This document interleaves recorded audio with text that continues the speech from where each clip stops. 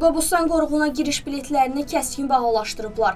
News 24 Yeni Sabaha istinadən xəbər verir ki, bunu iqtisadçı Natiq Cəfərli qeyd edib.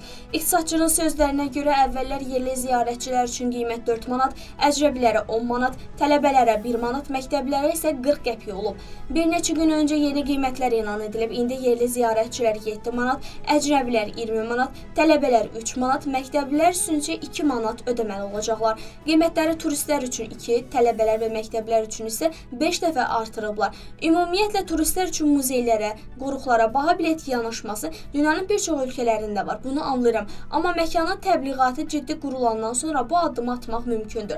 Natiq Cəfərli Qobustan qoruğunu Türkiyədəki Ayasofya məscidi ilə müqayisə edib. Orada yerli əcrəbi qiymət fərqi anlaşılandır. Amma biz hələ Qobustanı tanıda bilmişikmi? İndilər 2 qat qiymət fərqi qoyuruq. Bundan başqa öz şagirdlərimizə, tələbələrimizə qiyməti niyə artırırıq? Türkiyədə məktəblilər üçün əksər muzeylər tam pulsuzdur. Çünki bu həm də hekayə quruculuğunun bir hissəsidir. Məktəblilər, tələbələr dünyaya daha açıq olurlar. Müxtəlif ölkələrdə yaşayan həmyaşıdları ilə danışır və hər biri turizm agentinə çevrilirlər.